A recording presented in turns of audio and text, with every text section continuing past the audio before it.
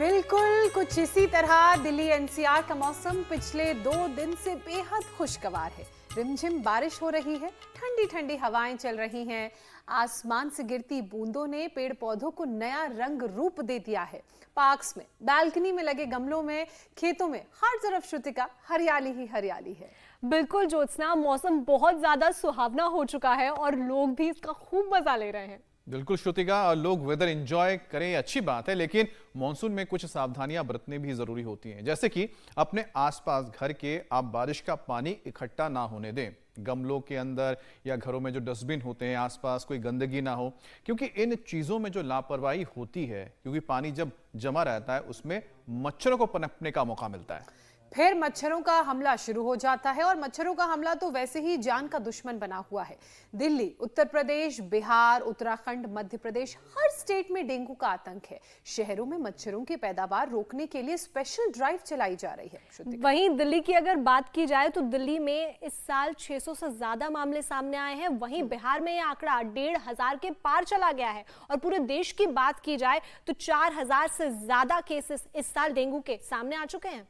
और ये बुखार शरीर को तोड़कर रख देता है डेंगू का, और कभी कभी तो लक्षण ना पहचान पाने के चलते ये जानलेवा भी हो जाता है। इसलिए गौर से सुन लीजिए डेंगू के क्या सिम्टम्स होते हैं। मरीज को तेज बुखार आता है, टेम्परेचर 104 डिग्री तक जा सकता है, सिर, आंख और कनपट्टी के पास तेज दर्द महसूस होता है। एक्सपर्ट्स कह रहे हैं कि ऐसी कंडीशन में खुद पेन किलर लेने के बजाय डॉक्टर्स के पास जाएं। प्लेटलेट्स घटने पर भी खुद डॉक्टर ना बने, अस्पताल जाकर सही ट्रीटमेंट लें। बिल्कुल, और एक और बात समझने वाली है कि मच्छरों से केवल डेंगू ही नहीं होता, चिकनगुनिया और मलेरिया भी होता है। और यही तो मॉनसून का मजा है। ये मौसम सुहाना है तो अपने साथ ढेरों बीमारियां भी लेकर आता है। मच्छरों से निपटो और सीजनल एलर्जी से भी बचो। डायरिया, हर्पीस, हेपेटाइटिस से भी सावधान रहने की सभी को जरूरत है, क्योंकि एक भी बीमारी ने जकड़ा तो समझिए आपका सारा मजा किरकिरा हो जाएगा। बिल्कुल, और ऐसा हम होने नहीं देंगे, और इसकी वजह क्योंकि हमारे साथ स्वामी रामदेव मौजूद हैं। वो लगातार हमसे जुड़ते हैं और ऐसी परेशानियों से हमें बचने के उपाय भी बताते हैं। तो स्वामी जी प्रणाम, बहुत बहुत स्वागत है आपका। प्रणाम स्वामी। प्रणाम स्वामी जी। बहुत बहुत प्रणाम ज्योत्सना जी, श्रुतिका जी, अमित भाई। और देखो, रोज मेरे साथ ऐसे सूर्य नमस्कार 10 बार का तो मैंने सबको नियम दिलवा ही दिया है। मेरे साथ यहाँ पर मधु जी, अमीषा, प्रेरणा, मानसी, पूर्णिमा आदि भी एक साथ कर रही है। मैंने ऐसे एक प्रवाह में, और अब तो सामूहिक रूप से हम योग करें, इसकी प्रेरणा जन जन में जगाने के लिए हर गांव, गली, मोहल्ला से हमारे पास लोग वीडियो भी भेज रहे हैं। कल हमने सूर्य नमस्कार के बारे में ही बोला था कि कम से कम 10 भाई बहन इकट्ठे होकर के सूर्य नमस्कार संगच्छन्तुम संवदन्तुम संवो मनांसि जानता, वननेस, कोएग्जिस्टेंस, हार्मनी और यूनिटी, यही तो योग के बड़े तत्व हैं। ऐसे ये सूर्य नमस्कार 10 बार जो करेंगे, पहली बात तो उनकी इम्यूनिटी बात अच्छी होगी। एक तो ये हुआ। चलो दूसरा, ऐसे करो बेटियों, ये ऐसे, ये 10 बार कम से कम बैठक, 10 बार कम से कम दंड। और हमारे साथ साथ पूरा हिंदुस्तान भी ऐसे दंड बैठक लगाता है। एक तो ये, और दूसरा एक है ये। चलो भुजंगासन करो बेटियों आप। तो मैं दंड लगाता हूँ, पैर पीछे पास में। और आपने जो कहा उसमें मैं थोड़ा संशोधन कर देता हूं। सीरियस प्रॉब्लम होने पर डॉक्टर के पास जाएं। थोड़ा सा सर्दी, थोड़ी सी जुकाम हुई, थोड़ा सा बुखार हुआ, और हम सिंथेटिक दवा ले लेने लगते हैं। हम ये जो एलोपैथी की दवाई अपने आप करते हैं, बड़ी खतरनाक है। कोई भी जाकर के एंटीबायोटिक्स ले लेता है, पैरासीटामोल, क्रोसिन खा लेता है, कुछ का कुछ करते रहते हैं। मैं कहता हूँ 99%, और जो मेरी तरह से योग के लिए पूरे प्रतिबद्ध हैं, वो 100% स्वयं को बचा के रख सकते हैं। जैसे मैंने अपने आप को डेंगू से, चिकनगुनिया से, मलेरिया से बचा के रखा हुआ है अब तक, गुरु कृपा, भगवत कृपा से, योग से। ऐसे 10 बार से लेकर के 100 बार तक बढ़ना। ये बेटियां तो हमारी पूर्ण भुजंगासन करने में डटी हुई है। 100 बार का भुजंगासन का मैंने सबको टारगेट दिया हुआ है। इसको मैंने ये दंड का, और जो थोड़े मजबूत हैं उनको हनुमान दंड का। तो एक तरफ एडवांस योग चल रहा है जी, एक तरफ ये रोज ऐसे हनुमान दंड। अब तो अभ्यास हो गया लोगों का। मिश्र दंड, ज्योत्सना जी, मीनाक्षी जी, श्रुतिका जी, पूजा जी, हमारे अमित भाई भी, ये तो वैसे भी फिजिकल फिटनेस के प्रति बहुत अवेयर हैं। पहले जिम करते थे, अब हमने जिम कर दिया, 10-20% योग कर दिया। अमित भाई का भी जी, स्वामी जी। 80-90%। हाँ। और लंबे लंबे श्वासों के साथ ऐसे ये लगाओ दंड ऐसे, और फिर अभ्यास के बाद तो ऐसे भी हो जाता है। इसके लिए थोड़ा प्रैक्टिस तो करनी पड़ती है, लेकिन हो जाता है धीरे धीरे। शेर दंड, फिर हम तो यूं ही लगातार करा देते हैं, 1 से 2 मिनट में सबका हो जाता है। ये सर्पदंड ऐसे, ये लंबे लंबे श्वासों के साथ। तो एक पावर योगा भी हो गया। और अब धीरे धीरे मौसम भी बदल रहा है। हम कर रहे हैं भुजंगासन ऐसे, और दोनों ठोड़ी के नीचे हाथ रख करके ऐसे। 99% आप को डेंगू, चिकनगुनिया, स्वाइन फ्लू होगा ही नहीं। आपकी इम्यूनिटी इतनी अच्छी होगी। कितना सुई के नोक के ऊपर जितना जल आता है उसका भी 10वें से भी कम हिस्सा अपने भीतर, वो कोई भी बैक्टीरिया, कोई भी वायरस, कोई भी फंगस, किसी भी तरह से जो अंदर जाता है ना, वो इतना ही होता है। मतलब बहुत सूक्ष्म कण उसके जाते हैं। योग जो करेंगे ना, उनका शरीर उसको वही भस्म कर देगा, उसको वही मोक्ष कर देगा। इसलिए साफ सफाई का तो ध्यान रखना। आज आपने जो शुरुआत की ना, क्या मधुर मधुर संगीत था, क्या प्रकृति के दृश्य थे। हम अपनी प्रकृति को अच्छा रखने के लिए योग करें, गिलोय पिए। गिलोय है ज्वरनाशक काढ़ा हम देते हैं, हम गिलोय घनवटी देते हैं। बुखार के लिए फीवोग्रिट, ज्वरनाशक, महासुदर्शन, घनवटी। पहले लोग खा लिया करते थे ऐसे ही गिलोय आदि। जैसे आजकल मैं रोज एलोवेरा, गिलोय, पारिजात, निर्गुंडी, सहजने का रस पीता हूँ।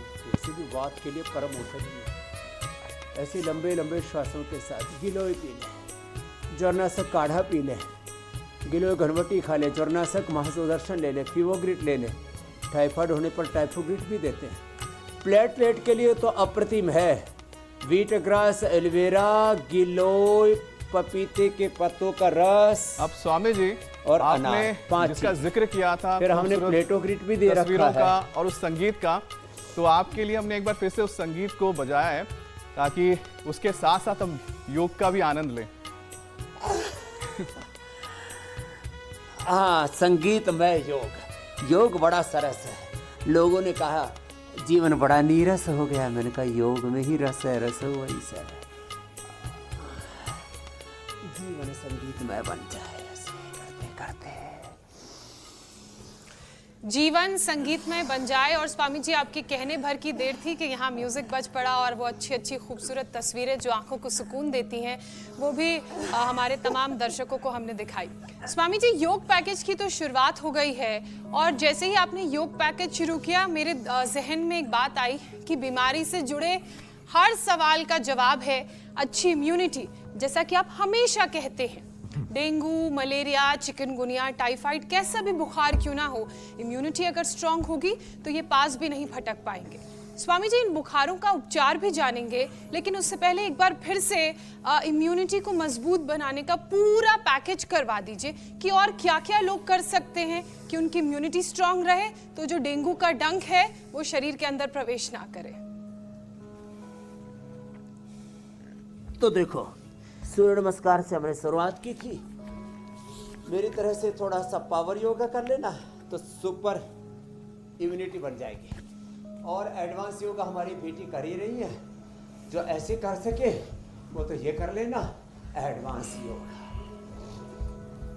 और फिर देखो कम से कम 12 अभ्यास तो हम बताते हैं, अब तो हम 20 तक पहुंच गए। ये ऐसे, ये ऐसे, और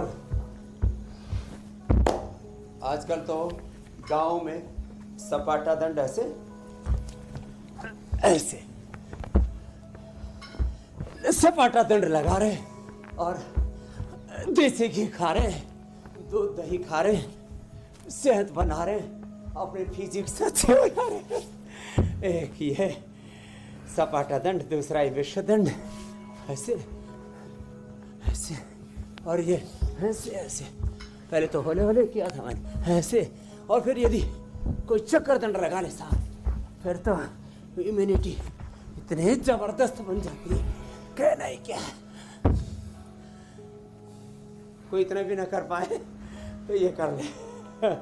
तो ये तो हम लोगों को उत्साह भी देते हैं, जीवन को उत्सव बनाते हैं, देह को देवालय शिवालय बनाते हैं। और सत्य बात तो यह है कि हम राम के, कृष्ण के, हनुमान के, शिव के, लक्ष्मी, दुर्गा, सरस्वती, पार्वती, भवानी के साक्षात विग्रह। योग से हमें भगवान का अनुग्रह तो प्राप्त होगा ही होगा, हम अपने जीवन को ऐसे संवार लेंगे।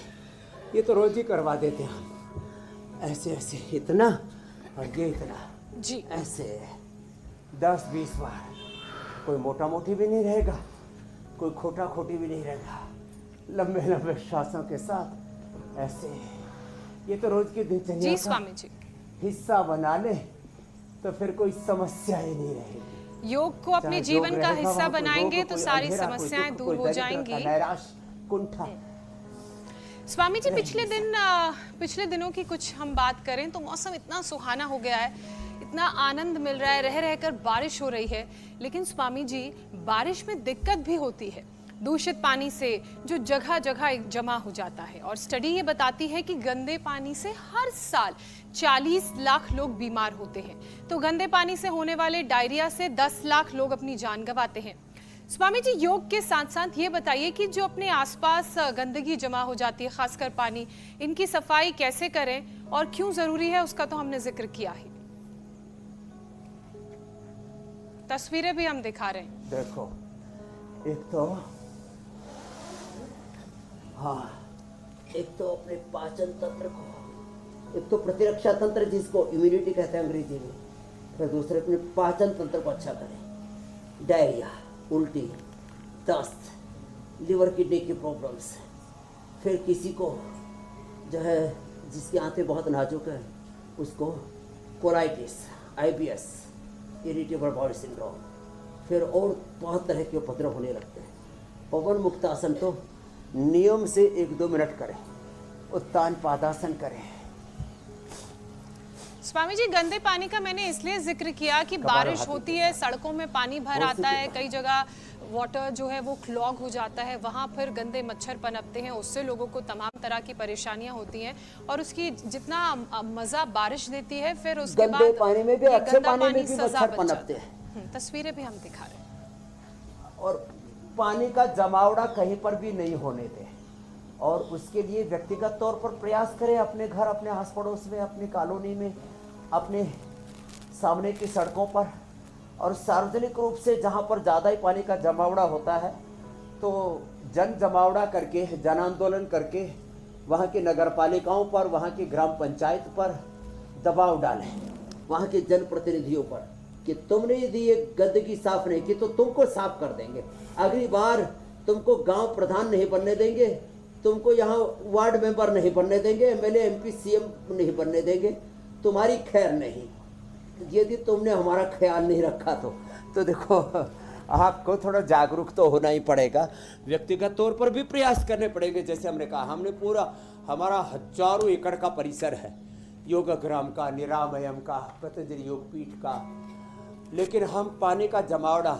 न अच्छा पानी न गंदा पानी, दोनों इकट्ठे नहीं होने देते, न डेंगू पनपने देते, न चिकनगुनिया के मच्छर, न मलेरिया के मच्छर। और सब अपने बच्चों को इम्यूनोग्रिड खिला देते हैं। इसके लिए जागरूकता तो चाहिए। अपने बच्चों को पहले हम एक ही बार खिलाते थे, जब बच्चे आते थे इम्यूनिटी लो होती थी तो किसी को चिकन पॉक्स से निकल रहा है, कोई बार बार बीमार पड़ रहा है। फिर हमने वर्षात में एक बार खिलाना शुरू कर दिया बच्चों को इम्यूनोग्रिड।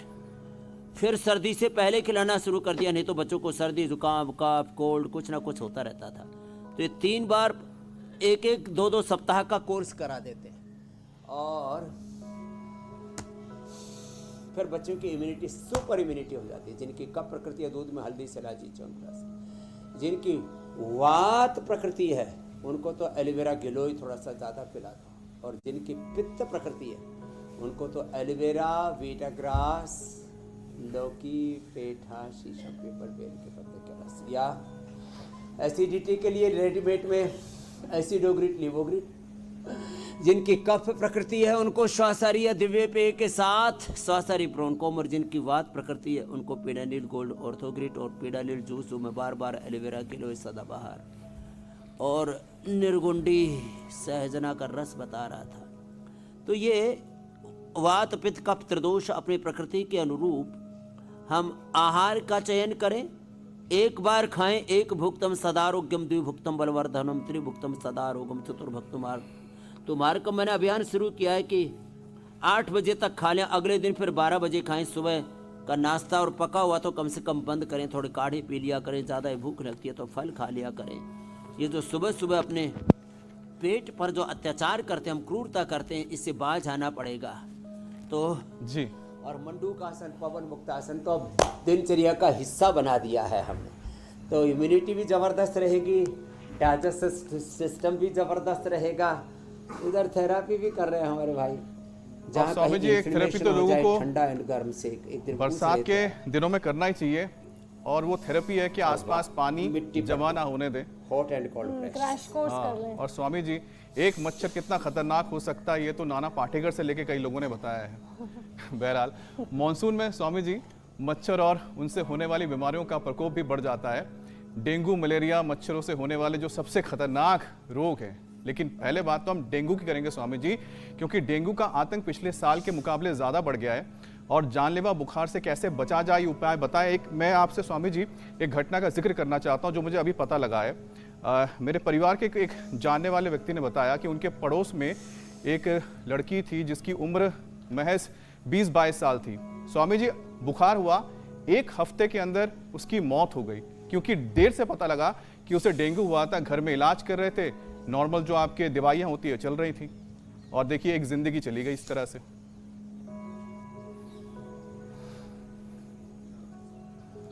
तो देखो कई बार हम अवेयरनेस नहीं रखते, इग्नोर करते रहते चीज़ों को। अरे सामान्य बुखार होगा, प्लेटलेट कई बार इतना गिर जाता है तो सबसे पहले टेस्ट कराएं। डेंगू है, चिकनगुनिया है, मलेरिया है, ये प्लेटलेट तो कहीं घट नहीं रहा है तो चेक जरूर कराएं, टेस्ट जरूर कराएं। उसके बाद मैं ये नहीं कहता कि एलोपैथी की दवाई खाएं कि आयुर्वेद की दवा खाएं, वो तो सिंथेटिक दवाइयों से नैसर्गिक दवाइयाँ अच्छी होती हैं, बात तो सच है, लेकिन पहले टेस्ट तो करा लो है क्या। कई बार प्लेटलेट इतने गिर जाते हैं और पता ही नहीं लगता। तो पता लगाएं पहले तो डेंगू है, चिकनगुनिया है, मलेरिया है, प्लेटलेट्स कितने हैं, क्या हालात है। कई बार प्लेटलेट बहुत गिरने से अंदर पूरे ब्रेन में, हार्ट में, लिवर में, किडनी में, बॉडी में ब्लड लीकेज होता है और आदमी की मौत हो जाती है। जो प्लेटलेट 3-4 लाख होने चाहिए 3-4 हज़ार पर आ जाते हैं और मौत हो जाती है। इसलिए मैंने पहले बताया वीटाग्रास, एलोवेरा, गिलोय, पपीते के पत्तों का रस, अनार, इससे प्लेटलेट को बढ़ाएं। प्लेटोग्रिड हमने तो वटी भी बना दी, डेंगू नील हमने डेंगू के लिए औषधि भी बना दी, और ये फेवोग्रिड, ये टाइफोग्रिड और ये ज्वरनाशक और मांसोदर सरगरवटी ज्वर के लिए ना जो औषधि आयुर्वेद में, देखो एलोपैथी की दवा बॉडी के टेम्परेचर को मेंटेन करने के लिए है। आयुर्वेद की जो औषधि है ना बुखार की, उसमें खासियत ये है कि उससे जिस कारण से, जिस बैक्टीरिया, जिस वायरस, जिस फंगस से, जिस इन्फ्लेमेशन के कारण से अंदर बुखार हो रहा है, बुखार तो देखो 1 मिनट की बात है, गोमुखासन भी कर लेंगे। ये बुखार, ये पेन, ये अलग अलग प्रकार की जो चीज़ें उभर रही है ना, कोलेस्ट्रॉल बढ़ रहा है, वात बढ़ रहा है, पित्त बढ़ रहा है, कफ बढ़ रहा है, वेट बढ़ रहा है, बीपी बढ़ रहा है, शुगर बढ़ रहा है, अलग अलग प्रकार के इन्फ्लेमेशंस बढ़ रहे हैं।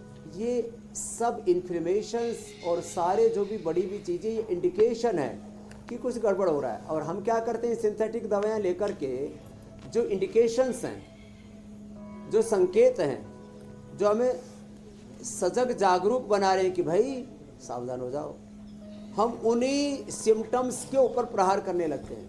इसलिए मैं कहता हूँ सिम्टम्स के ऊपर तो काम करो, लेकिन सिस्टम को अच्छा बनाओ।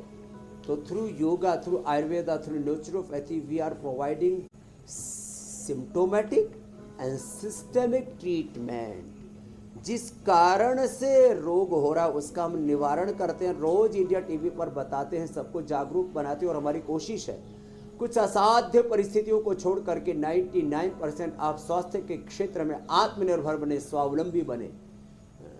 ये स्वावलंबन, ये आत्मनिर्भरता, ये खाली राजनीतिक दृष्टि से, औद्योगिक दृष्टि से ही नहीं, शिक्षा चिकित्सा की दृष्टि से, जीवन के हर संदर्भ में ये सिद्धांत लागू होता है कि यदि हम प्रतिदिन योग करें, अपने खान पान के प्रति, जीवन के प्रति जागरूक रहें, एक अच्छी जीवन पद्धति अडोप्ट कर लें, तो 99% बीमारियों से बच सकते हैं। और होने के बाद बिना किसी जोखिम के हम अपने आप को रोगों से उभार सकते हैं। डेंगू के लिए मैंने आयुर्वेदिक उपाय भी बताए। एलोपैथी में तो सिम्टोमेटिक दवा देते हैं, बुखार हो गया तो बुखार को कम करने के लिए दवा देते हैं, प्लेटलेट कम हो गया तो प्लेटलेट चढ़ा देते हैं। लेकिन किसी का, अभी एक बहन आई भी है शांति की माँ, उसका प्लेटलेट आ गया था एकदम 0, यूके से आई हुई, मेरे से बोली बाबा जी आपने हमारी बच्ची बचा ली, नहीं तो उसके आँख से, नाक से, मल से, मूत्र से ब्लीडिंग होने लग गई थी। तो मैंने तो ये बहुत देखा है पिछले 35 वर्षों में, इसलिए मैं नहीं बोल रहा, 50 वर्षों का अनुभव मेरे माध्यम से बोलता। महर्षि चरक सुश्रुत का ज्ञान, विज्ञान, प्रज्ञान, अनुसंधान, हमने योग के ऊपर जो साइंटिफिक रिसर्च किया है वो एविडेंस और कॉन्फिडेंस बोलता है। इसको प्रामाणिकता से फॉलो करने की ज़रूरत है। हाँ, टेस्ट जरूर कराएं और उसके बाद सही तरीके से सही इलाज लें। बिल्कुल स्वामी जी, और ये वो एग्जाम्पल्स हैं जो बता रहे हैं कि कैसे बीमारियों से छुटकारा पाया जा सकता है। स्वामी जी, चूंकि डेंगू के सिम्टम्स पहचान ना पाए और ये जानलेवा भी साबित हो जाएं, ऐसा अमित ने जो बातें जिक्र में अपनी कॉन्वर्सेशन में अपने जिक्र में कहा, उससे पता चला। स्वामी जी, इसलिए इसके लक्षण एक बार फिर से आप बताइए। और स्वामी जी, आपने अभी अभी प्लेटलेट्स की भी बात कही, तो ये प्लेटलेट्स का सिस्टम क्या है ये भी समझाइए। ये मैं इसलिए कह रही हूँ क्योंकि हमने देखा है कि कुछ लोगों की प्लेटलेट्स 60,000 होती हैं तो उनको दिक्कत हो जाती है, और कुछ लोग ऐसे भी हैं जिनकी प्लेटलेट्स 20,000 पहुँच जाती है तो भी उन्हें उतनी परेशानी नहीं होती है।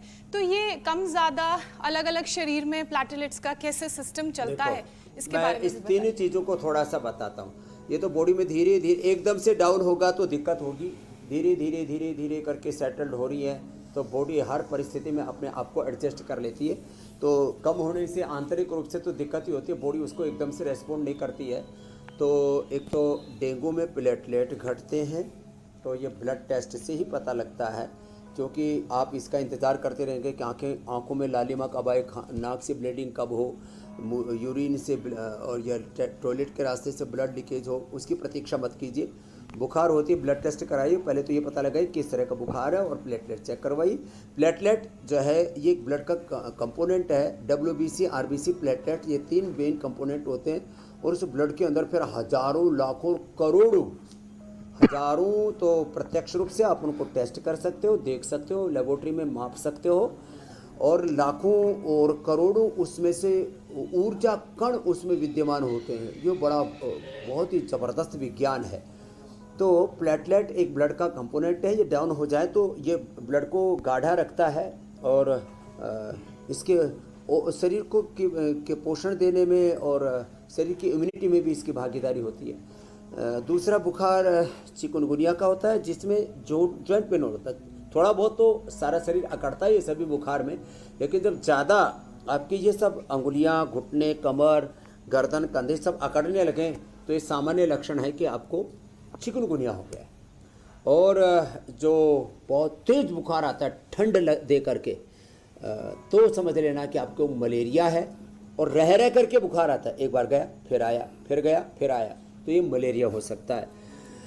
फिर वैसे कई बार जब जीर्ण ज्वर हो जाता है, बुखार पुराना हो जाता है, क्रोनिक हो जाता है, तब भी आनिक, द्वैनिक, त्रैनिक, साप्ताहिक ऐसे बुखार चलता रहता है और थोड़ा थोड़ा मंद ज्वर बना रहता है। गांव की भाषा में बोले भाई इसको तो जुर्री वाला बुखार हो गया, थोड़ा थोड़ा बना रहता है। तो ये अलग अलग प्रकार के बुखार हैं।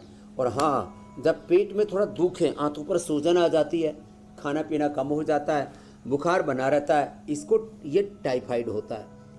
फिर सांस लेने में थोड़ी दिक्कत होती है और यहाँ फेफड़ों में थोड़ा इन्फ्लेमेशन हो जाता है, कफ हो जाता है, तो इसको निमोनिया कहते हैं। तो निमोनिया पेट में कफ का जमावड़ा छाती में होने से और पेट में इन्फ्लेमेशन, सूजन होने से टाइफाइड, आंत्र ज्वर उसको बोलते हैं। उसके लिए हम फिर ये खूब कला, मुनक्का, अंजीर देते हैं और अब तो हमने टाइफोग्रेट रेडीमेड ही बना दिया है। तो ऐसे ये अलग अलग जो उपाय मैंने थोड़ी देर में बताए हैं जी। इसके प्रति थोड़ी सजगता बढ़नी चाहिए। जितनी हेल्थ अवेयरनेस बढ़ेगी उतना ज़्यादा हम लोगों को रोगों से बचा पाएंगे और बेमौत जो लोग मर रहे हैं उनकी रक्षा कर पाएंगे। स्वामी जी, आपने सारी अलग अलग जो बीमारियां, गंदे पानी और कम्युनिकेबल डिजीज जो खासकर बरसातों में होती हैं, उसके लक्षणों के बारे में आपने बताया, जिसमें मलेरिया और चिकनगुनिया भी शामिल था। लेकिन स्वामी जी, जिन पर मलेरिया, चिकनगुनिया का अटैक हो गया है, यानी कि जो इस बीमारी के प्रकोप को झेल रहे हैं, वो क्या करें? उन्हें क्या उपाय अपनाने की जरूरत है? तो मलेरिया के लिए सबसे अच्छा है हमारे सदियों से, युगों से जो हम खाते आए हैं, महासुदर्शन चूर्ण। लेकिन ये इतना कड़वा होता है, कुछ ही लोग हिम्मत कर पाते हैं। तो महासुदर्शन चूर्ण खा सकें तो बहुत अच्छी बात है, आयुर्वेद की किसी भी शॉप में मिल जाएगा। नहीं तो महासुदर्शन घनवटी ये हम उपलब्ध कराते हैं, तो ये इजीली खा ली जाती है। ये इतनी कड़वाहट व्यक्ति सह लेता है। और ज्वरनाशक क्वाथ ये बड़ा ज़बरदस्त है, महासुदर्शन घनवटी, ज्वरनाशक क्वाथ, ये तो मलेरिया। डेंगू के लिए मैंने डेंगुलिन, और सबके लिए गिलोय घनवटी और फिवोग्रिड तो कॉमन है। टाइफाइड के लिए टाइफोग्रिड कॉमन है। अब बात आई चिकनगुनिया की, तो चिकनगुनिया में हमको ज्वरनाशक या महासुदर्शन या फिवोग्रिड तो बुखार के लिए लेना ही पड़ेगा, ज्वरनाशक क्वाथ, कोई भी एक चीज़। लेकिन अंदर से जो जॉइंट पेन हो रहा है उसके लिए अश्वगंधा, लाक्षादि गुग्गल या उसके लिए कैशोर गुग्गल, अश्वगंधा के कैप्सूल या अश्वशिला के कैप्सूल, लाक्षादि गुग्गल या कैशोर गुग्गल साथ में दे देते हैं। तो ये जो जॉइंट पेन है, योगराज या महायोगराज गुग्गल, और भाई जिसके पास थोड़ा सा पैसे का ठीक से प्रबंध है तो बृहतवात चिंतामणि 1 महीने में 3 से 5 ग्राम, तो ऐसे करीब 1 सप्ताह की डोज बना लें। तो 1 ग्राम बृहतवात चिंतामणि, 2 ग्राम मोतीपिष्टी, 5 से 10 ग्राम गिलोयसत, ये मिला करके 1 पुड़िया सुबह खाली पेट खिला दीजिए। एकदम से चिकनगुनिया में जो जोड़ जकड़ जाते हैं, कई बार तो वर्षों तक फिर ये अर्थराइटिस का रूप ले लेता है, उसके प्रकोप से बच जाएंगे। तो मैंने चिकनगुनिया के लिए बता दिया, मलेरिया के लिए बता दिया, सामान्य बुखार के लिए गिलोय घनवटी और फिवोग्रिड। और कुछ ये चीज़ें तो घर में होनी चाहिए, जैसे जो है गिलोय घनवटी, ज्वरनाशक वटी, फिवोग्रिड, ये तो हर घर में होनी चाहिए। दस्त के लिए कोडजारिस्ट कोटज घनवटी, कफ के लिए ब्रोनकोम स्वासरी या च्यवनप्राश, बालप्राश बच्चों के लिए। ऐसे अपने योग आयुर्वेद को जीवन शैली बनाना पड़ेगा। अब स्वामी जी, एक और बीमारी है जिसका प्रकोप बढ़ जाता है बरसात के दौरान, वो है हेपेटाइटिस। इसका भी हमला खूब होता है। तो एक स्टडी के मुताबिक हेपेटाइटिस ए और ई के 33% जो मरीज हैं वो लीवर खराब हो रहा है उनका। अब स्वामी जी, हेपेटाइटिस के हमले से कैसे बचें और कैसे अपने लीवर की हिफाजत करें स्वामी जी, इसके भी उपाय आप बताएं।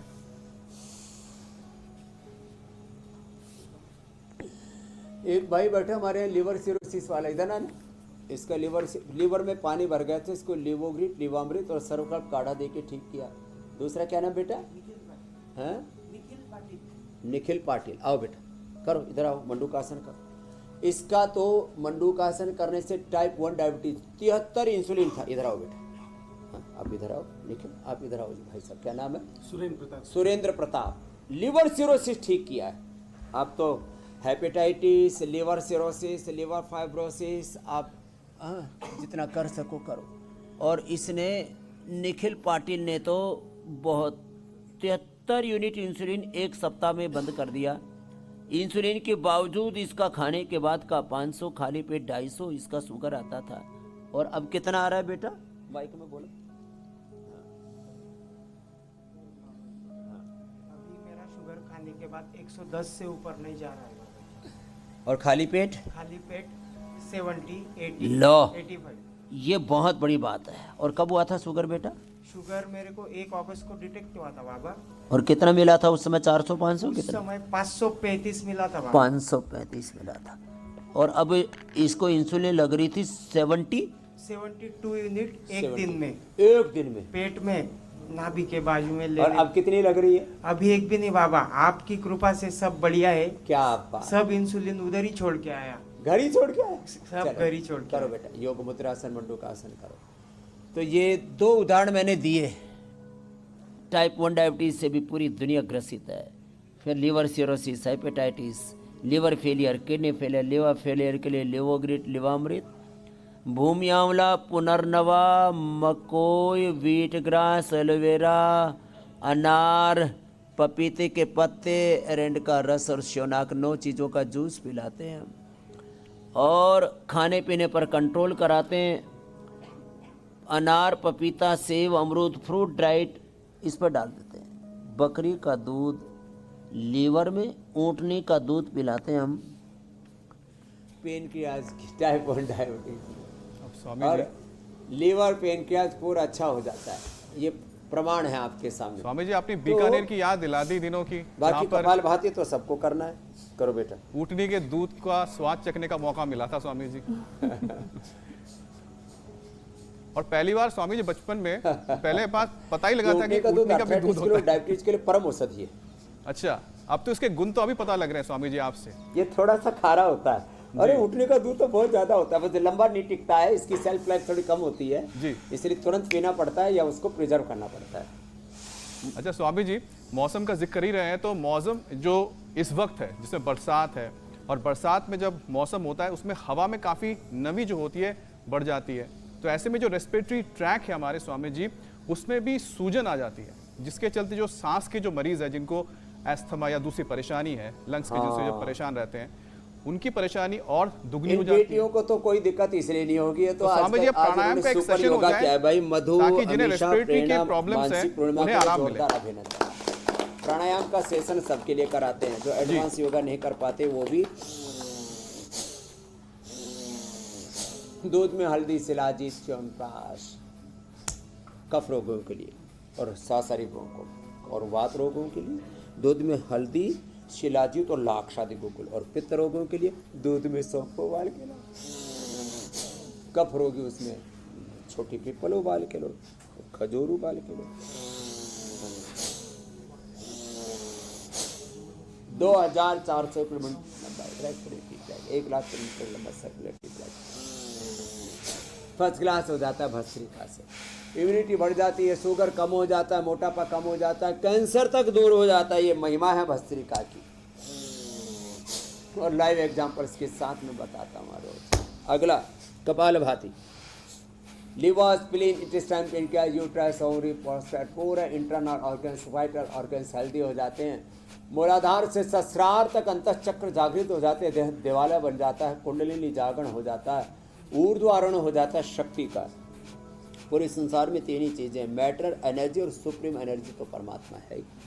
तो पूरी ऊर्जा का रूपांतरण, ट्रांसफॉर्मेशन, ऊर्ध्व आरोहण होता है योग से, और complete expression, complete balance, complete rejuvenation, complete divine transformation and ultimately achievement of life divine, ये गोल अचीव करते हैं हम योग से। तो ये है महिमा कपालभाति। प्राणायाम और अनुलोम विलोम से तो 72,10,10,201 नाड़ियाँ, 7 ट्रिलियन सेल्स हमारे एनर्जाइज हो जाते हैं। मेरे भाई अमित जी, मेरी बहन ज्योत्सना जी, पूरी ज्योति जल जाती है। श्रुतिका जी, संश्रुतेन गमे मही सब नर करे परस्पर प्रीति चले स्वधर्म निरत श्रुति नीति। तो श्रुति मार्ग पर चलेंगे शुद्ध जी स्वामी जी। जी स्वामी जी। स्वामी जी, ये जो ऊर्जा के रूपांतरण की आपने बात कही, एक रूपांतरण हमें अपने पर्यावरण में भी लाने की जरूरत है ताकि ग्लोबल वार्मिंग और दूसरी परेशानी जिससे पर्यावरण जूझ रहा है उससे बचा जा सके और हमारी आगे आने वाली पीढ़ियों का भविष्य बेहतर हो सके।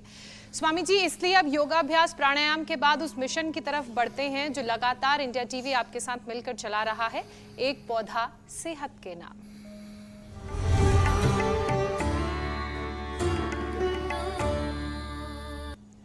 स्वामी जी, आज कौन सा पौधा आप लगाना बताने जा रहे हैं और क्या है उसके फायदे? अशोक का पौधा लगा रहे हैं जो सारे शोक हर ले, जो वात पित्त कफ त्रिदोष हर है। इसके पत्ते और इसकी छाल विशेष उपयोगी है और ये देखने में बड़ा खूबसूरत लगता है।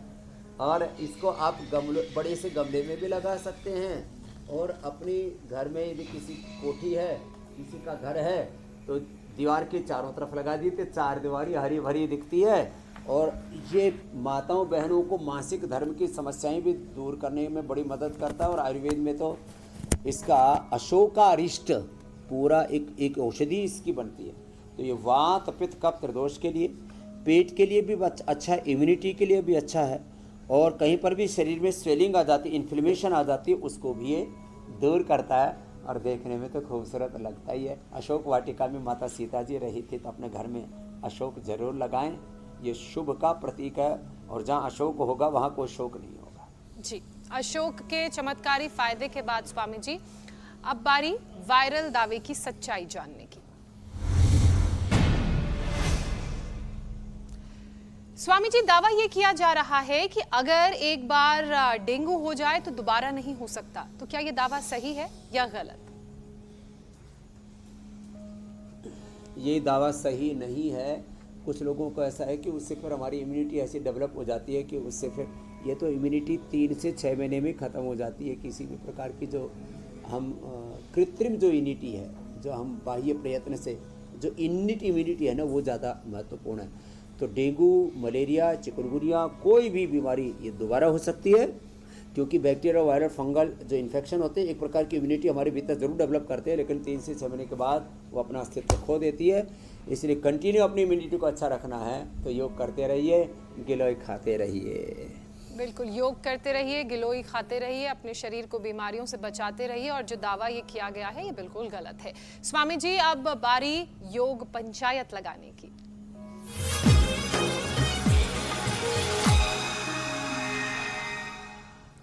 स्वामी जी, योग अब इंडिविजुअल लेवल से कम्युनिटी तक पहुंच गया है और जो कल आपने चैलेंज दिया था उसे एक्सेप्ट कर बहुत सारे लोगों ने योग पंचायत लगाई है। सूर्य नमस्कार का आपका ये चैलेंज था और बहुत सारे देश के अलग अलग हिस्सों से वीडियोस आए हैं।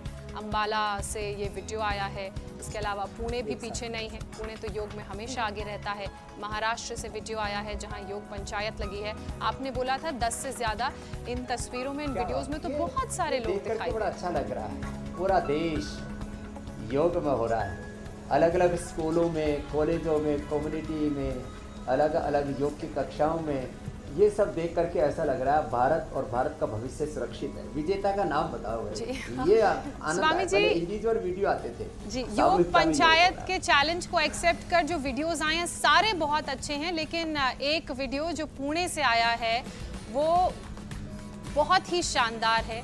चंद्रकांत पंगारे ने पुणे से ये योग पंचायत लगाई है और सभी सूर्य नमस्कार कर रहे हैं और ये आज के चैलेंज के विजेता भी। जोरदार भाई, चंद्रकांत जी के उनको आज हम योग गुरु घोषित करते हैं। उनको पुरस्कार भी भेजेंगे, गिफ्ट हैम्पर भी भेजेंगे और उनको मेडल भी देंगे योग गुरु का। हाँ स्वामी जी, आज का क्या चैलेंज है योग पंचायत में? देखो ये अब आज का चैलेंज भी दे देते हैं। आज का चैलेंज है सामूहिक रूप से उष्ट्रासन करें।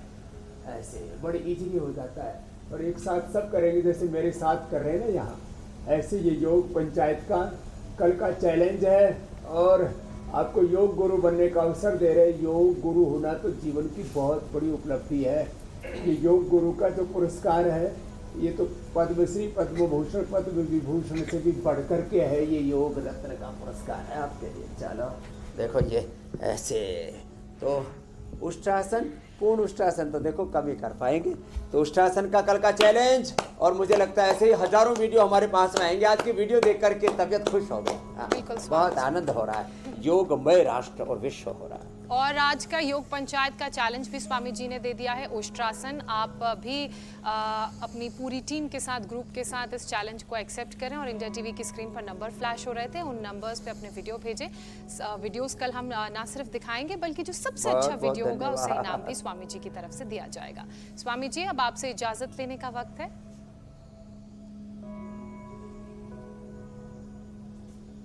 प्रणाम स्वामी जी। शुक्रिया।